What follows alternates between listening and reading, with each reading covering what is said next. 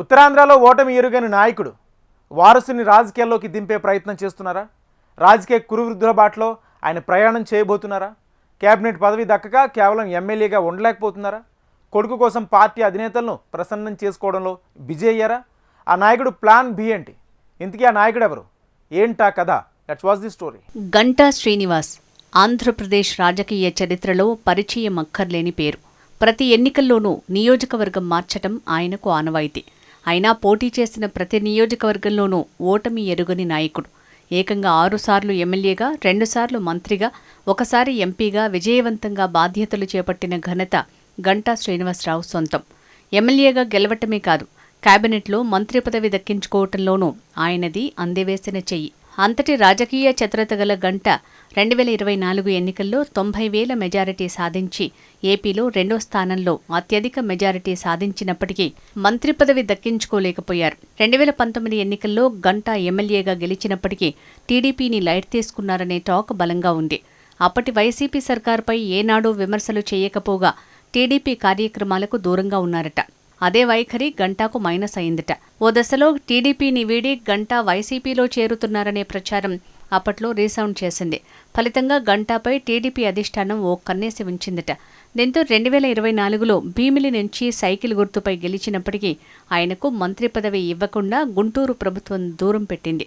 అయితే గతంలో మంత్రి హోదాలో ఓ వెలుగు వెలిగిన గంటా కేవలం ఎమ్మెల్యేగా ఉండటాన్ని జీర్ణించుకోలేకపోతున్నారన్న టాక్ లేకపోలేదు.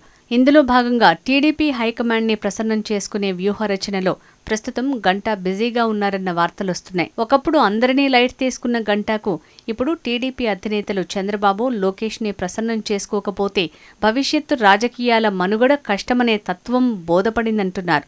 ఇందులో భాగంగా చంద్రబాబు, లోకేష్ విశాఖకు వచ్చినప్పుడల్లా ఎయిర్పోర్టుకు వెళ్లి ప్రత్యేక స్వాగత బోర్డులు ఏర్పాటు చేస్తున్నారు. అయితే ఇటువంటి జిమ్మిక్స్ ఎన్ని చేసినా కేబినెట్ విస్తరణలో మంత్రి పదవి మాత్రం దక్కదనే వాదన బలంగా వినిపిస్తోంది. ఒక దశలో యనమల వంటి సీనియర్ల బాటలో వెళ్లాలని గంటా డిసైడ్ అయ్యారన్న వార్తలు లేకపోలేదు. తనకు కేబినెట్ పదవి రాకపోతే కనీసం తన వారసుడికైనా ఓ ఛాన్స్ కొట్టేయాలన్న స్కెచ్ వేస్తున్నారట గంటా శ్రీనివాసరావు. ఇదే వ్యూహంతో చంద్రబాబు విశాఖ వస్తే స్వయంగా గంటా వెళ్లి స్వాగతం పలుకుతున్నారట. అదే లోకేష్ వస్తే శ్రీనివాసరావు తనయుడు గంటా రవితేజను పంపుతున్నారట. నారా లోకేష్ టీంలో రవితేజను చేర్చి పొలిటికల్ ఛాన్స్ కొట్టేయాలన్న వ్యూహంలోనే ఇదంతా అంటూ గుసగుసలు వినిపిస్తున్నాయి. భీమిలి నియోజకవర్గంలో చేపట్టబోయే ప్రాజెక్టులు, భూముల కేటాయింపుల విషయంలో తన వారసుడిని యాక్టివ్ చేస్తున్నారట. 2029 ఎన్నికల్లో తన వారసుడి అరంగేట్రం కోసం ఇప్పటి నుంచే గంటా పకడ్బందీ ప్లాన్ వేస్తున్నారట. రవితేజ చంద్రబాబు కేబినెట్లో కీలక మంత్రి నారాయణకు అల్లుడు కూడా కావడంతో పార్టీ అధిష్టానం ఆశీస్సులు మెండుగానే ఉంటాయని భావిస్తున్నారు రాజకీయ విశ్లేషకులు. అయితే నందమూరి బాలకృష్ణ చిన్నల్లుడు ఎంపీ శ్రీభరత్ భీమిలి ఎమ్మెల్యేగా పోటీ చేస్తే ఎంపీగా వెళ్లేందుకు తాను సిద్ధమని గంటా ఇటీవలే ప్రకటించారు. ఒక పథకం ప్రకారమే ఈ వ్యాఖ్యలు చేశారన్న చర్చ జోరందుకుంది.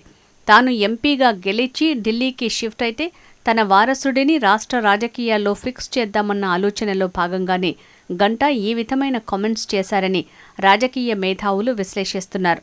గంటా స్టేట్మెంట్ మరొకటి సోషల్ మీడియాలో వైరల్ అవుతోంది. వారసత్వంతో రాజకీయాల్లో ఎంట్రీ ఎంతో ఈజీ అని, కానీ హార్డ్ వర్క్తోనే భవిష్యత్తు ఉంటుందని గంటా ఈ మధ్య కామెంట్ చేశారు. ఈ మాటలు నారా లోకేష్ని ప్రస్తావిస్తూనే తన కొడుకు రవితేజకు కూడా వర్తించేలా ఉన్నాయని చెప్తున్నారు. ఇలా తన స్కెచ్ పక్కాగా వర్కౌట్ అయ్యేలా సీనియర్ల సలహాలు కూడా తీసుకుంటున్నారట గంటా శ్రీనివాసరావు. ఏపీ భవిష్యత్తు రాజకీయాల్లో గంటా ప్లాన్స్ ఏ మేరకు ఫలిస్తాయో చూడాలి మరి.